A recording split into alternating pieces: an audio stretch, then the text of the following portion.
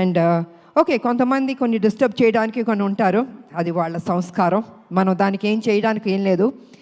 అది వాళ్ళ ఒక సాడిజం అంటారో ఇంకేమంటారో నాకు తెలీదు.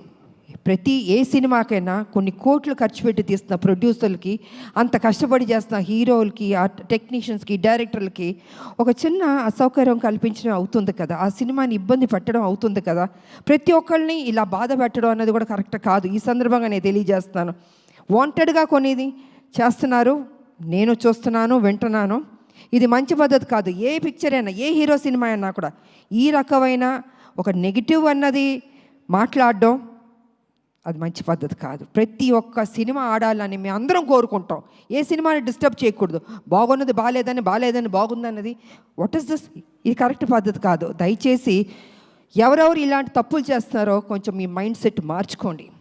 ఈ ఇండస్ట్రీని బతకనివ్వండి. అది పెద్ద సినిమా అయినా చిన్న సినిమా అయినా ఎవరన్నా ఎన్నో హోప్స్ పెట్టుకుని ఈ ఇండస్ట్రీకి వస్తారో వాళ్ళని ఆశీర్వదించండి. మీకు నచ్చలేదో చూడొద్దు, క్వైట్గా ఉండి. అంతేగాని సినిమాని కూని చేద్దాం అనుకుని కొంతమంది దుష్టశక్తులు ప్రయత్నిస్తారే, వాళ్ళకి నేను వార్నింగ్ ఇస్తున్నాను, దయచేసి ఆపండి. ఇంకా ఇది మంచి పద్ధతి కాదు. ఏ రూపంలోనన్నా మీరు వస్తున్నారు, మీరు డిస్టర్బ్ చేస్తున్నారు.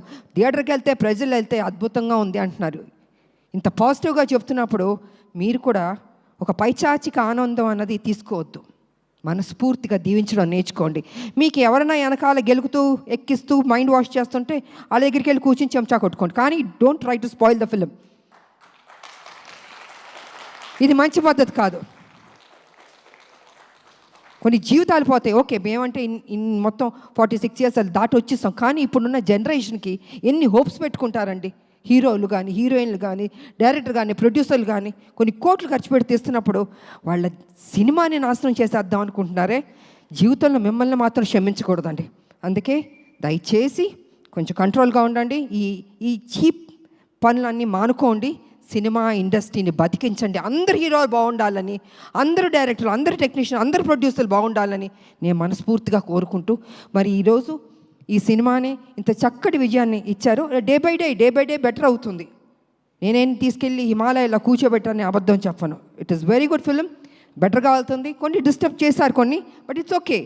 ఎన్ని అబద్ధాలు చెప్పినా లాస్ట్కి నిజమే గెలుస్తుంది, ఈ సినిమానే గెలుస్తుంది.